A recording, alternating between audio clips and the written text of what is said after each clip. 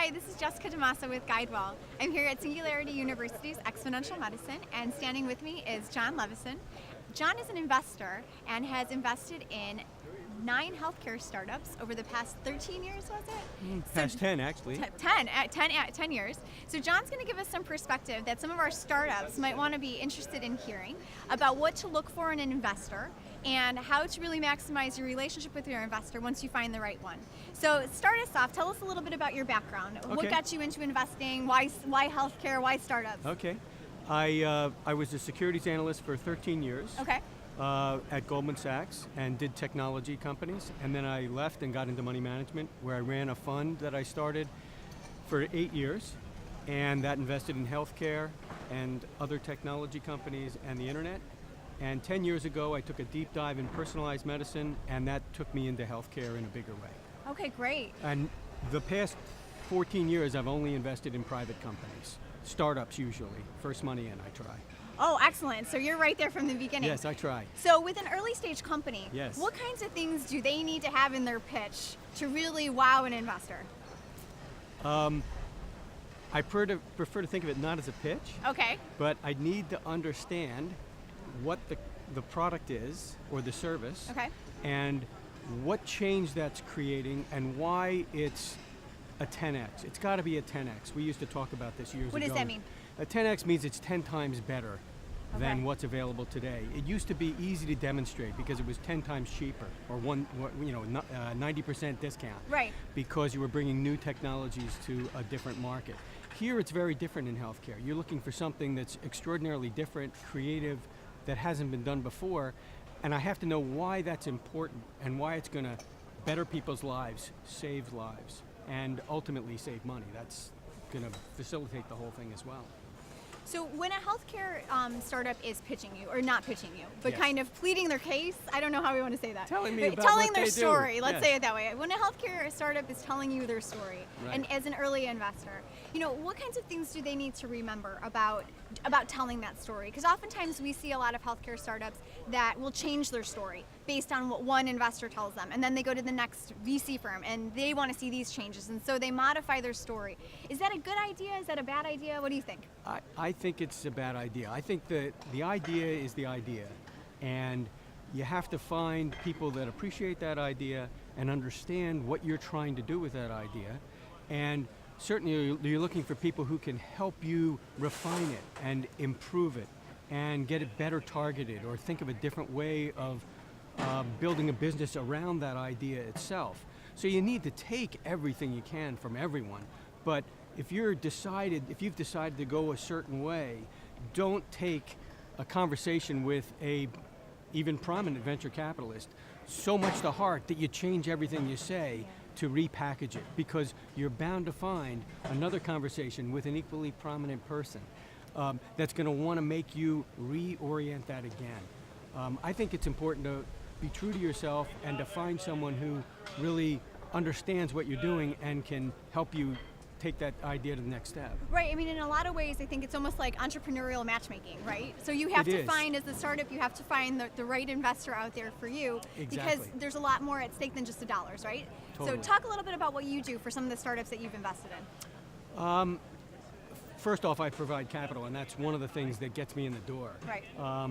And I also feel that if I didn't have other things to contribute, they either wouldn't want me as an investor or shouldn't want me as an investor, okay? Because I want to contribute my thinking and have some impact. That doesn't mean they have to do everything I say by any means. Right. But I want a dialogue, and I want to add to the company intellectually to take it further, and I want to be a resource for them. It's my business, and I want that to be successful. Financially, it'll all work out. It will all work out one way or another over time. I've learned that. I'm very patient. Excellent. Most of these investments are Long many term. years. Yeah, they're not 2-3 years and out. They're 8 years, 9 years, or more. There's a lot of patience involved in that on your end. And so Yes. what can the startup bring to that relationship and effort to better work with the investor? Because I know there's a lot of pressure to prove that things are moving ahead, to prove that the model is Right. viable, to prove that the numbers are going to go up, and there's often a lot of anxiety about doing it quickly. So what's your advice for a startup about that, about how to approach working with the investor? I think the best thing that one can do is to be open-minded, Okay. truly open-minded, which is not easy to do. It's a continual battle to be open-minded. And secondly, to be truthful Okay. and open and honest. You can spin everything to be more favorable because Right. you're fearful of telling people what exactly is going on and what the warts are around the idea. You've got to be comfortable and close enough with your investors, at least a big subset of them, Right. to have that type of discussion because you need them. You don't need their money, you need their advice, and they're in the same boat with you. There are not a lot of people that are really in the same boat and have 100% aligned interests, and you should crystallize a relationship with people that you have that and be very open and honest and discuss things, and you're going to get a lot further. That's an ideal relationship. It really is, is. it is, and I So- seek those. I know, and I it's seek like those, and I hope companies seek it as well. definitely. So talk a little bit about how these companies that you've invested in, how did they Yes. find you? Because I can only imagine that everybody listening to you is like, God, I wish John were my investor. You know, I mean, because Well- you have such a great perspective on it and the working relationship. So how did they find you? How do you find an investor for your startup? Generally, well, I guess half the time I find them and half the time they find me. Really? Okay. I literally do my own work, and I come to places like Singularity University. I go to the Cleveland Clinic. We spoke of that last week where they had a 4-day summit. I go to trade shows, the American Association of Clinical Chemistry. I go and walk the floors, and I talk to people about what I think is going on and what might be an important, interesting thing to invest in. And I was at the Jackson Labs actually they have a nice facility new in Connecticut where I met a doctor who is doing some really breakthrough work on the biome, the microbiome. Oh, okay. Okay, I've had a That's discussion fascinating with stuff. him, and I want to learn more because I think that's a new area. And I'll go down that road meeting people, and I'll find someone who is doing something interesting, and it may take me somewhere. That's how I do. I follow my nose, and I get some preconceived ideas about what I think is important, and I'll hunt those out. Other times, people will refer things to me, and I'll look at them one-off. But Very cool. that's really what I do. Okay, so you're easy to find relatively. I am, All we relatively. have to do is talk to you. All you have to do is talk to me, and I'm Excellent. on the internet, and I'm on I've got a site. I'm in LinkedIn. I'm Okay. pretty open. Good. So last question for you. Sure. What are you looking for next? What kinds of companies are you looking for next?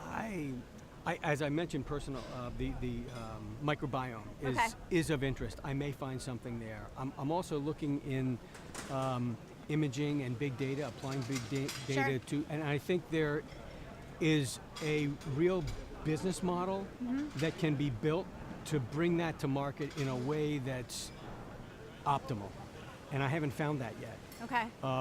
I've talked to a lot of companies that are in that space, and maybe some of them are on to what I think is the right way, and maybe I'm looking at it incorrectly. I don't know, but I've learned a lot over the years, and think that there's some real value that I can bring to someone's thinking in that area. Okay. But Well, I was going to say, so any of you startups out there who's got this company that John hasn't found yet, now is your time. Now's the time. So you can Google him, you can connect with him on LinkedIn, perhaps, and shoot him over your ideas so that he can get in touch with you and do some investigative research on you and learn more. So thank you so much for You're all welcome. of your perspective. I Okay. truly appreciate your candidness and giving our startups out there such great advice. Sure. Thank you so much. You're welcome. Thank you. Have a great day. Thanks, you too.